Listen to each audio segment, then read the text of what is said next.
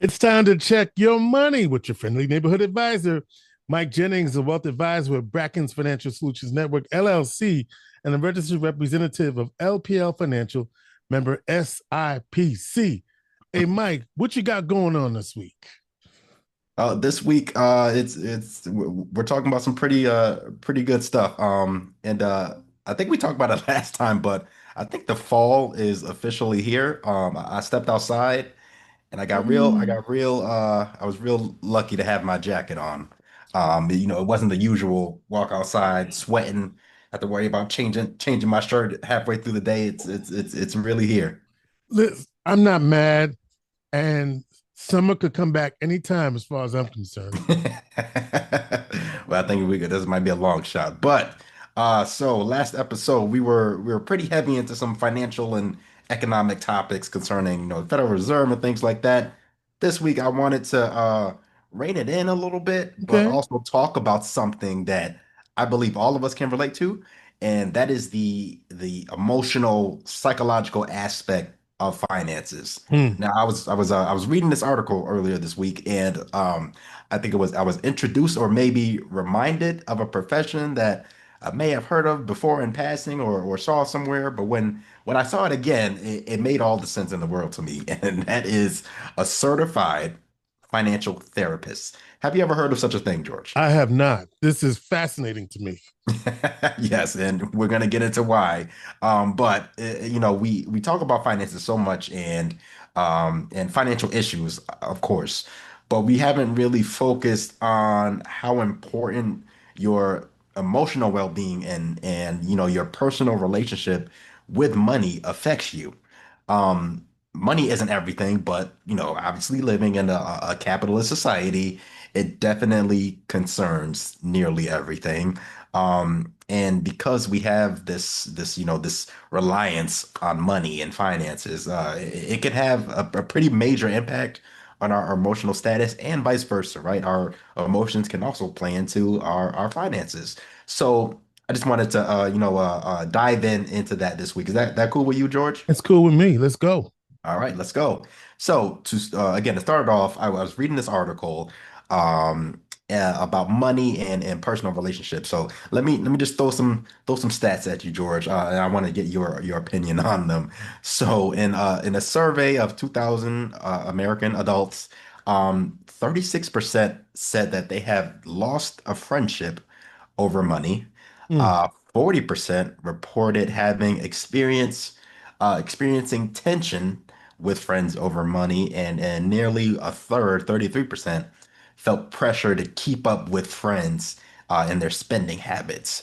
But despite all of that, 77% of people in another survey have said that they have lent money to friends and family before. So, George, what's your take on this and the idea of losing friends and personal relationships over money? It can be tough. I mean, the thing that struck out to me in what you said was the idea of keeping up with the Joneses, Yes, right? I thought that exact Yeah, phrase when I keeping was up with the reading that. Joneses, right? Uh-huh. But Yep. it's tricky, right? Because I would also add family members because you Yes. when you're dealing with family members, there's an expectation, right? And I know for parents, it's very interesting because parents they have to expect that they're not gonna actually get what they're supposed to get back when they're supposed to get it. Unfortunately, right? But Hmm. also at the same time, it's about I don't think I've lost friendships. I've probably been the friend that you waiting on, but I don't think I've lost any friendships over it. Uh-huh. Yeah. And all of those stats, they're very understandable and none of them are surprising to me. I actually think that they might have lowballed some of the some of the things here. They weren't asking the right people. I could think of so many people offhand or people that I know of who've gotten into it with friends and family over money. I Uh, think where it gets really tricky is when it depends on the amount of money, yeah, right? So, that's like true. if you helping somebody with their rent or something like significant like that, Hmm. or it's a business deal, things are like that. That's where I think it gets a Right. little tricky. Uh-huh, yep, and we're gonna get into that a little bit later, but that plays into the whole theme of this week is you know like you said, the amount, right? $50 to some people is like, all right, cool, whatever, I'll lend that to you. Now jump up to 500. Now you might even less people are going to be like, all right, I might need that back, and now bump that up to 5,000, or you start getting into those ranges. Now you're testing the waters a little bit more now.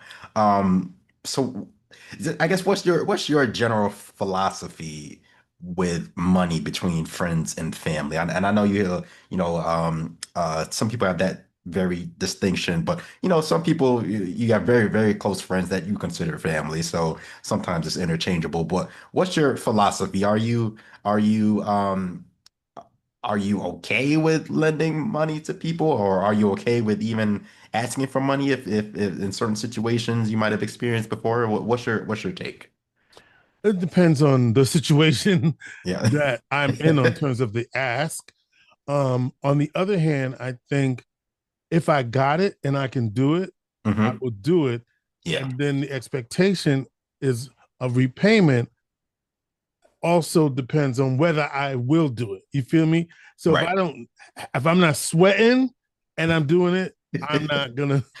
But if I know that I gotta have it and I don't know if you're gonna get it back to me, then I may have to question that. So that's kind of Yeah. where I'm at. What about you? That that may um I'm the same. It's family, and I have a big family, so I can't take too many requests at one time. But family, people that you have a long-standing relationship with, very, very close friends that I consider, friends, family, siblings, and things like that. It's almost what you said. If I can help, then more than likely I'm going to help. Mm-hmm. I guess that caveat that I'm gonna bring up a little bit later, but I want to get into one more thing, but remind me of that. So with everything that you said and I said, I think there's also definitely a generational thing that we have to look at. So and then another survey, 61% of Gen Z and 70% of millennials said borrowing money from friends is a common practice. Borrowing or lending money from friends is a common practice, compared to 38% of boomers who said that's a common practice. Mm-hmm. Do you agree with that? Do you think people of an older generation they're not really feeling the lending money, or maybe are they more strict with things? What do you think? I think they're more strict, but I think they definitely lend money. Do you But I think just they think they're a little bit stricter. I do. Yep. So just thinking about why this is probably not a good idea, a lot of the times, right? I mean, the biggest reason is that rarely do loans to friends or family come with those strict terms, right? So, Mm-hmm. if you have a cousin that you lent money to and you were like, all right, just pay me back when you get it back, or next month, or by this date, and because if you go to a bank and you get a loan, it's going to come with a novel of terms and conditions and things like that. You're not going to write out a contract Right. for, a truth and lending statement with your cousin down the street. Now you're going to be down in front of grandma's house boxing because they didn't get you the money back, right? And so what I was going to say, that caveat, right? So there's that old saying, and it's don't lend money you can't afford to lose. Thank you. Right. I kind of said that, right? You did pretty much. And so all these scenarios can play out in so many different ways because everyone doesn't view money the same. So while you may be stressing over what you lent away, the person who borrowed it, they might be a little bit more relaxed about it than you want them to be, right? And this brings us back to this concept of, this idea of the certified financial therapist. And I say it makes sense because to me, I have found myself putting on that therapist hat many a time during meetings with clients, and I'm Right. sure Right. Vicky spoke about that as well too. And of course, we're not trained therapists of any kind, but it goes to show the point that money is deeply integrated in everything that we do and can evoke all sorts of emotions. When you speak about that, so that's something that as a financial planner, I'm always prepared for. Um, I'm prepared for that when talking to people about their finances, and that's something you gotta be aware of, right? But getting into this like this actual certified role, right? I wanted to see how do they approach things, and how do they, what's their philosophy? How do they approach someone in talking about these things? So apparently, certified financial therapists, they go through specified training to help people who have been or anticipate being affected by certain financial decisions or in Hmm. how they view money in general. And that can come across, like I said, in so many different ways. People who spend too much money, then they're probably doing it out of anxiety, or people who are overly frugal, and that may come from, a past of not having enough, and people who refuse to spend their money or invest in certain things, right? And that's pretty common, especially these days.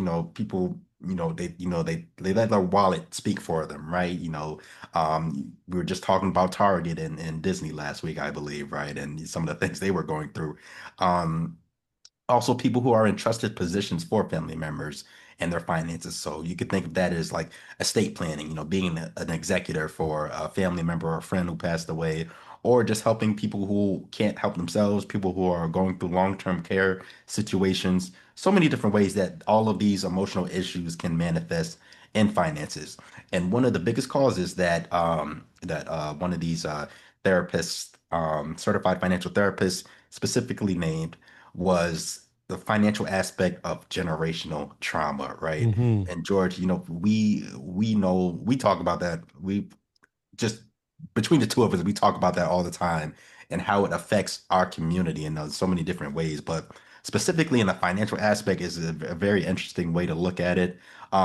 So just like what does that mean? How does that come about? So just think about like the societal factors like poverty, systemic racism, right? The racial wealth gap, the pay gap between men and women, which is still a thing in between related fields.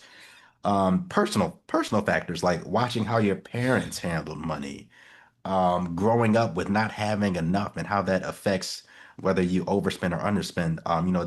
We went through that with a client of ours who was very, very, I guess I think we spoke about it on here, that financial anxiety of like, I'm gonna spend, I'm gonna try to do the right thing, but like, you can pay me to pull up that bank app and see what I'm really spending my money on, right? And that's such a prevalent issue these days. Other things like going through things like a divorce, going through a split, child support, alimony, even going through like an accident, and how that affects your ability to work, and whether you're waiting on settlements and things like that. There's so many different ways, and um, some things that you might additionally go through because of these issues, right? So, not having or not thinking that you have enough money, you might go and get another job. Now you're overworking, you're getting burnt out. You putting a strain on your other personal relationships with your friends, your wife or your spouse.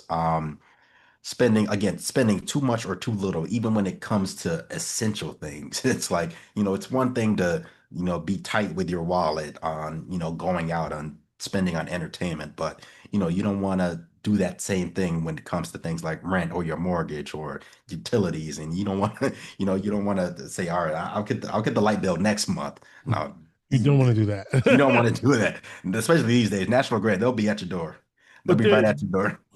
but your point is that there are people who are actually trained to to deal with stuff like this. And trained to deal with it. And the reason why it's so important is these issues, they might seem minor, and I think very rarely is one person or, your average person going through just one of these things. Um, Obviously, with so many different ways that they could manifest, you could be getting hit with all of these from all different angles, all different times of the day, every day. Um, and it's really things like that that can derail a financial plan in no time, right? You think about it from my perspective, right? My job is to put together a financial plan, a roadmap from where you are today to where you want to be in life. Going through every step, looking at it from every financial angle possible. Now, again, maybe it comes with experience. Vicky, she's been in this position for a long time. I've gotten my feet wet a little bit, and especially having her as a mentor, some of the Mm-hmm. people I've been able to speak to and meet with, definitely helps. But coming from that experience, we can kind of talk to somebody and start to see little patterns and see how they talk about certain things or how they interact with each other. If it's a couple, we can pick up on things like that. But really our overall job is to create this financial plan. Now, if you're dealing with a planner who just does that and they're not really focused on these emotional things, you know, what's the point? You're gonna put this plan together and not recognize that you have somebody sitting in front of you who is too anxious to open up their bank account app. They're not, they don't want to look up the different financial documents. They don't want to get the things to you, the things that you actually need to put together a coherent, comprehensive plan. These are things that are going to wipe that plan out in no time at all. So, if these are issues that, you are familiar with, or someone that you care about, and who may be going through things like this, or whatever the case may be, don't hesitate to offer help to them. And also, asking for help is one of the hardest things that you can do. So as a community, we have to learn to lean on each other as a community, Mm-hmm. and understand that there are people around you who are in these dedicated professions to help with these things, right? You're only as alone as you want to be. And again, one of the biggest things Vicky and I provide for our clients is literally just peace of mind, knowing that someone qualified is keeping an eye on you and your situation too. And very clearly, there's space now for um, uh, people such as certified financial therapists, right? Now you're taking that emotional, that psychological aspect, and you're taking the financial aspect, and you're melding the two together. And that's exactly what we need, especially these days, because it's hard to turn on the news and see something financially related or not that's not gonna, give you that little that give you the ick, as they say. So with that, please give your friendly neighborhood advisor a call at 315-748-5540. Again, that's 315-748-5540, or send me a quick note at michael.jennings@brackensfsn.com. Mike Jennings is a wealth advisor with Bracken's Financial Solutions Network LLC, and the registered representative of LPL Financial, member SIPC. He is your friendly neighborhood advisor.